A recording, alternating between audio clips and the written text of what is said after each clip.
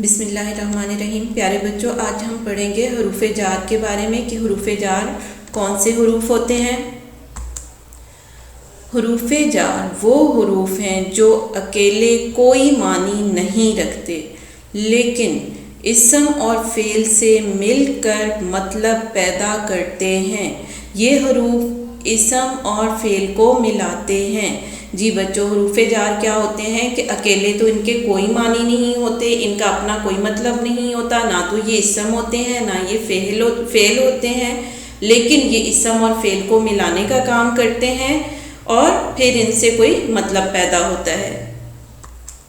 یہاں پہ ہم دیکھ لیتے ہیں ورک شیٹ نمبر 5 کو جو حروف جار سے متعلق ہے۔ درج ذیل عبارت مناسب حروف کا استعمال کر کے مکمل کریں۔ جی حروف جار ہوتے ہیں میں سے کو پر تک اوپر نیچے تاکہ کیونکہ اس لیے سے۔ یہاں پہ یہ 4 دیے گئے ہیں تاکہ کیونکہ اس لیے سے۔ اب ان کے ذریعے ہم اس عبارت کو مکمل کریں گے۔ امتحان ہونے والے ہیں ڈیش علی صبح ڈیش پڑھائی،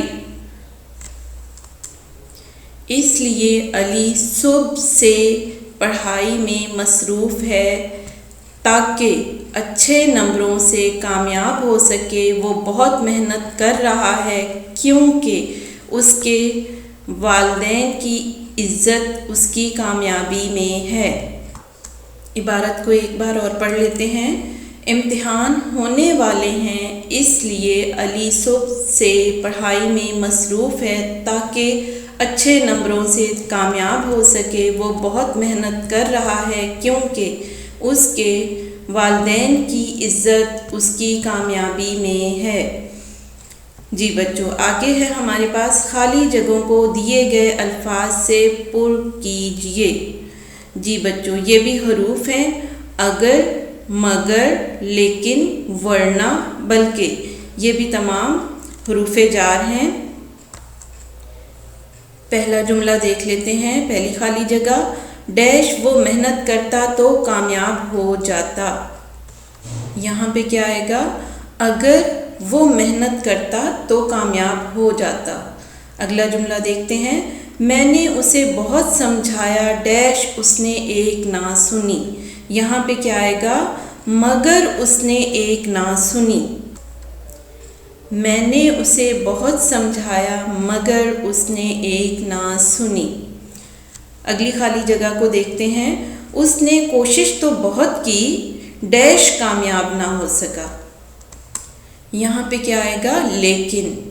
اس نے کوشش تو بہت کی لیکن کامیاب نہ ہو سکا۔ اگلی خالی جگہ کو دیکھتے ہیں۔ سوچ سمجھ کر کام کرو ڈیش نقصان اٹھاؤ گے۔ جی یہاں پہ کیا آئے گا؟ ورنہ۔ سوچ سمجھ کر کام کرو ورنہ نقصان اٹھاؤ گے۔ جی اگلی خالی جگہ کو دیکھ لیتے ہیں۔ میں اسے دوست نہیں ڈیش بھائی سمجھتا ہوں۔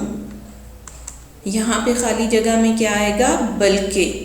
میں اسے دوست نہیں بلکہ بھائی سمجھتا ہوں۔ جی بچوں، یہ تھے ہماری خالی جگہ جن میں ہم نے ان الفاظ کو پٹ کیا ہے۔ دیکھ لیتے ہیں۔ اگر وہ محنت کرتا تو کامیاب ہو جاتا۔